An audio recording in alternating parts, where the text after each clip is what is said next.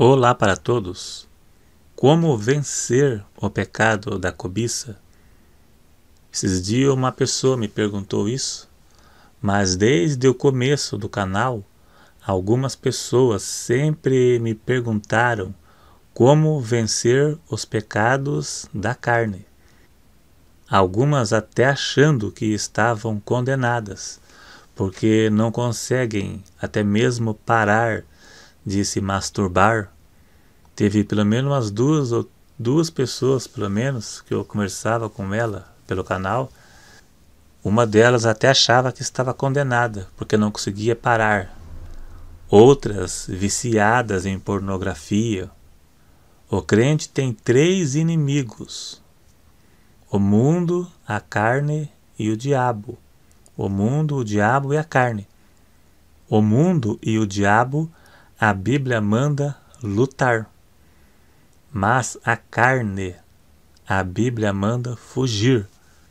Paulo mandou Timóteo fugir dos desejos da mocidade. Paulo mandou fugir dos pecados sexuais. Ainda que determinada pessoa seja um crente convertido, um crente genuíno, mas ele estará sujeito às tentações da carne. Em Gálatas 5:24 diz: os que são de Cristo crucificaram a carne com suas paixões. Mas esse crucificar não significa que a pessoa esteja imune às tentações. Apenas crucificou, mas será tentada. Mesmo que tal pessoa sendo convertida, ela estará sujeita às tentações. A diferença é que o crente não faz do pecado uma prática habitual.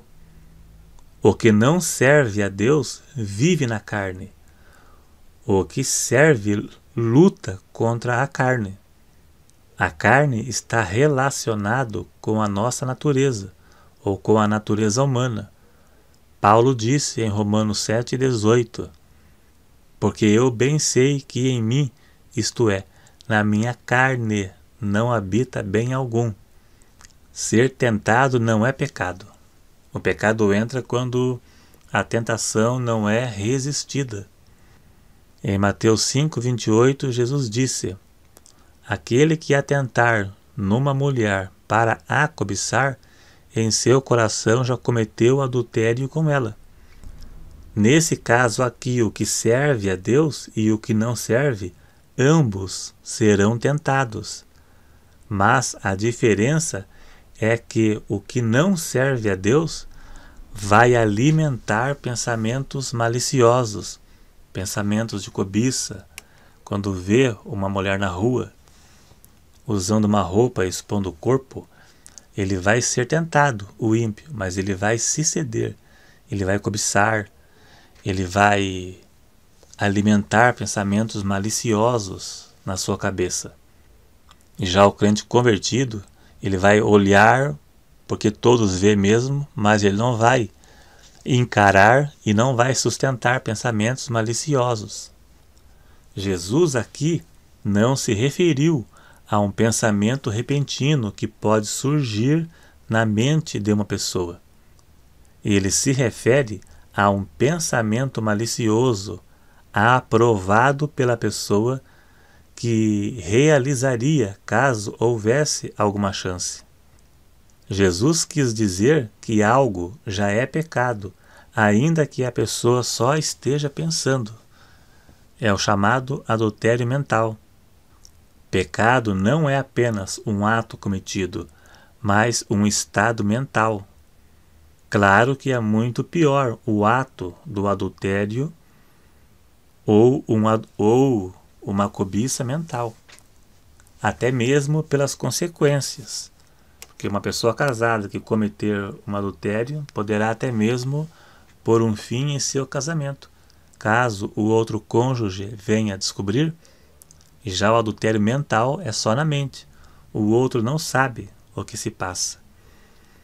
Mas referente à salvação, ambos são dignos de condenação, pois a Bíblia condena tanto o adultério mental como o ato cometido. Eu vi certa vez um pastor bem conhecido no YouTube, que não vou citar o nome porque é meio chato fazer isso, mas ele é bem conhecido. Ele contando na pregação dele que estava orientando uma pessoa da igreja dele, devia ser um rapaz. E esse rapaz não conseguia vencer os pecados da carne. Então, esse pastor citou aquela passagem de Mateus 9, 43, 44, 45, por aí, onde diz: se a tua mão escandalizar, corta-a. Corta.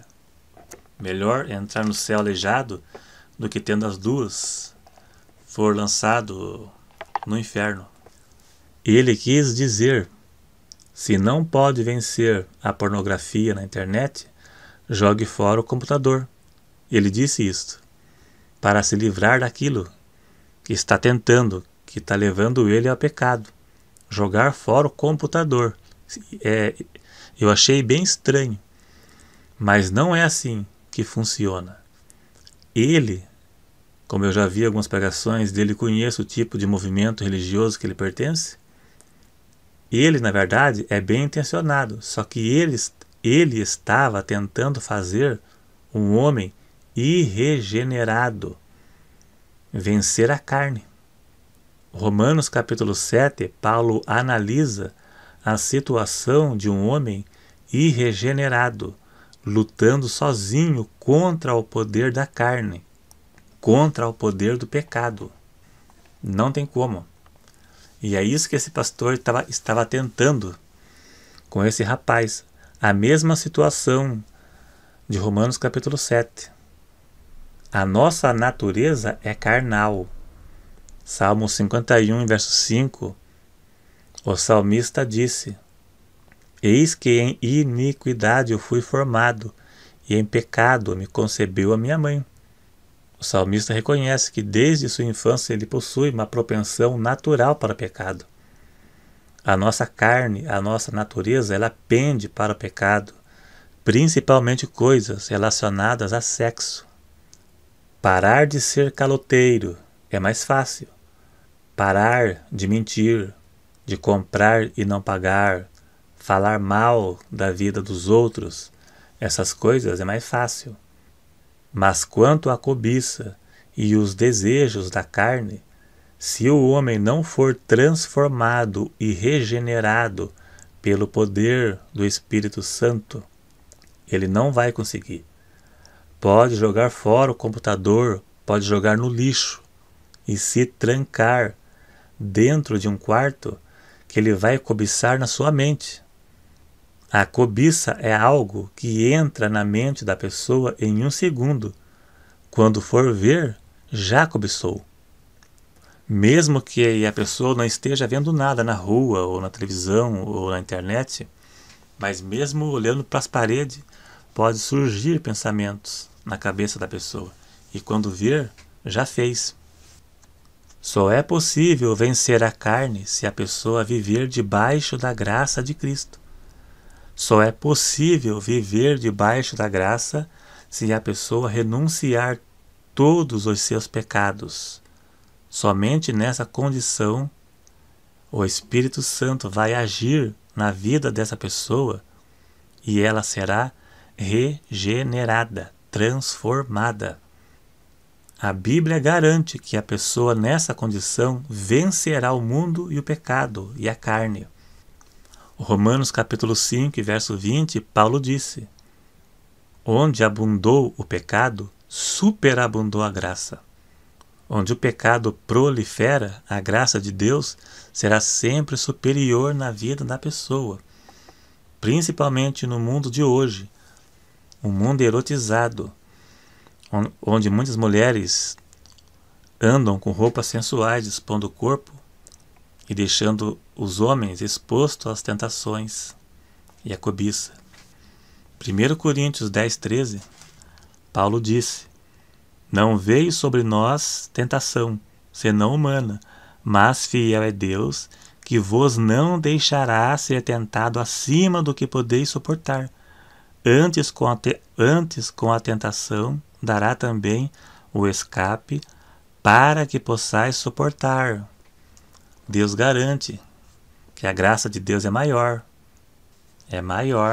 do que as tentações. Mais uma vez provou isso. Agora Romanos 6, verso 14.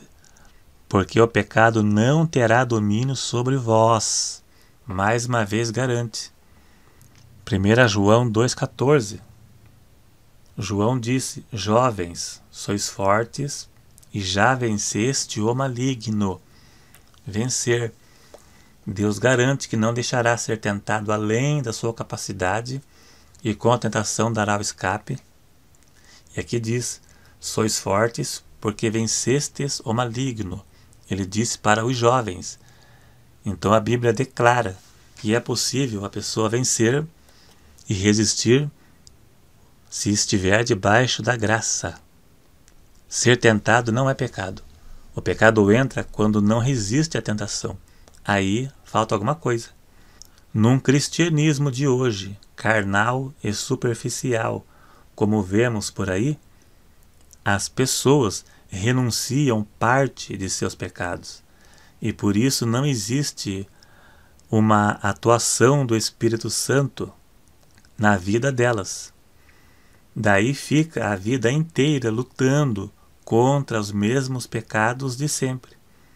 Eu não me refiro a um recém-convertido que ainda está em fase de libertação, mas me refiro a um que está há 2 anos, 3 anos, 5 anos na igreja ou até mais, e toda a vida lutando contra os mesmos pecados. Se isso acontece com você, tem que rever o que está acontecendo. Tem que rever a situação com Deus.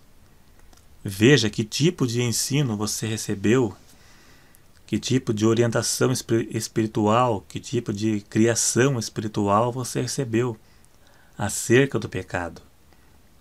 O pastor que eu citei é carnal. Você aprende só teologia com ele. Eu não vou citar o nome, mas você aprende apenas teologia, mas não chega ao conhecimento da verdade. Segundo Timóteo 3,7, Paulo disse: aprendem sempre, mas nunca podem chegar ao conhecimento da verdade.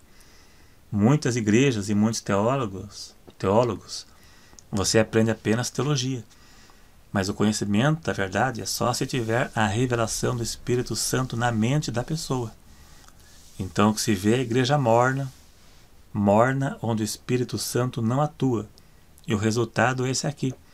Pessoas irregeneradas, pessoas não transformadas, lutando a vida inteira contra os mesmos pecados.